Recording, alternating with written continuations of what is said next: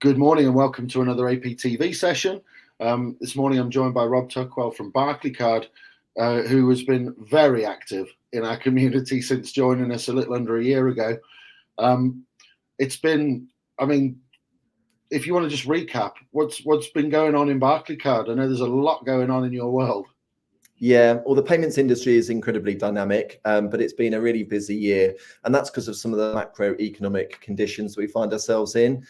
Interest rates have continued to rise through this year, and therefore the cost of money has continued to rise as well. And both buyers and suppliers, what that does is create friction around payment terms. And so the need for a commercial payment or working capital solution to sort of ease that relationship between buyer and supplier has never been more popular. So if you combine all of that sort of macroeconomic conditions and you combine that with the sort of natural innovation that's happening across the payments market, as I said, it's very dynamic, and there's lots of providers out there providing automation. Virtual cards continues to rise in popularity, and there's things like straight-through processing for suppliers, which continues to roll out across the industry. So automation, process savings, and working capital benefits for both buyers and suppliers, continues to be really popular. So it's been a busy year for the team and I. No doubt, and I know you are very innovative, very customer focused as a business as well. I mean, Jamie and I were at an event in London last week where we had the benefit of understanding some of the complexities in your world. Actually, it was an education for us both. We were very much out of our depth with regard to the way payments are changing, actually new payments architecture, some of the innovation in terms of products, a lot around the adoption of confirmation of payee and fraud, de-risking and all of that stuff. It was, like I say, it blew my hair back. We were there for 3 hours. I was exhausted. It was like super technical. We had the payments systems regulator there, UK finance there. There were leading figures from the world of the public sector transformation, people like Capita and others, and very insightful. But I mean, you've contributed an awful lot to our community in such a short space of time. If you could just summarize some of the key highlights of being a part inside the ropes with us as a member community just over the last few months. Yeah, thanks, Mike. And the highlights for me have been the events that you've run, the event in Oxford, your annual conference, and we've got the House of Lords event on the 7th of December to look forward to. But for me, the highlights were getting to know the members.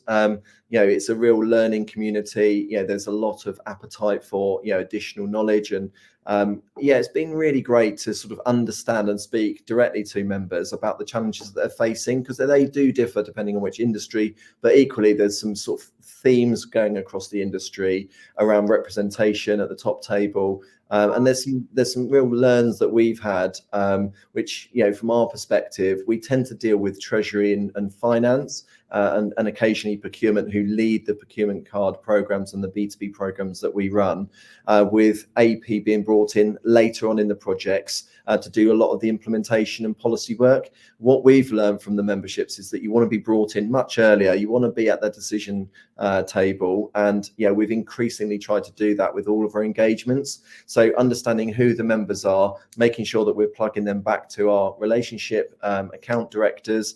So it's just building the network both on our side, but bringing you into those conversations at the earliest stage so that you can shape the ideas that come from the accounts payable stakeholders.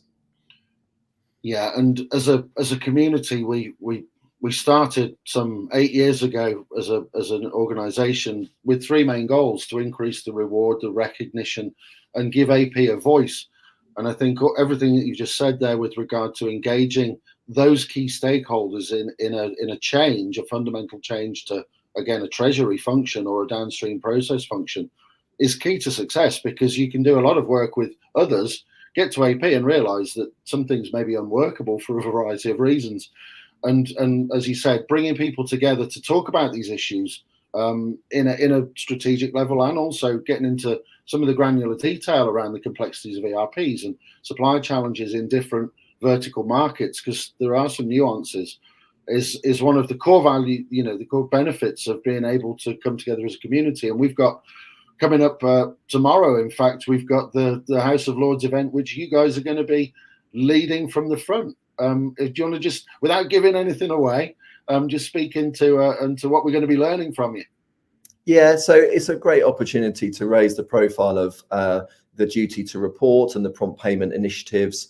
It's great that we're going to be joined by Liz Barclay, the Small Business Commissioner, at that event, and there is other stakeholders from within government to learn more, get the opinion of the Accounts Payable Association stakeholders and that voice of the Accounts Payable group. So we're looking forward to talking about the impacts on small businesses.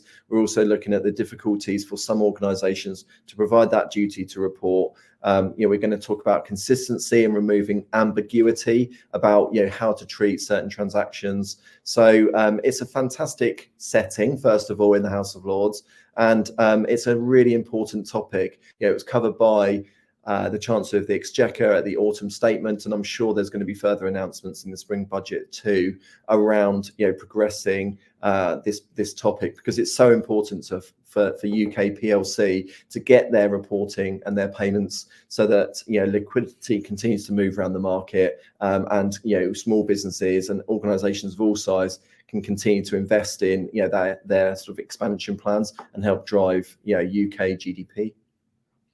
Yeah, more and more, everything comes back to what we call the 6 core pillars: best practice, setting the professional standard within the industry. Very much look forward to continuing to work with you into 2024. I know there's lots planned, more to come shortly on that. There'll be APTV updates in due course. But Rob, we're going to wrap it up there. Thank you very much for your time, and we'll see you tomorrow in London. Yeah, thanks very much, Mike.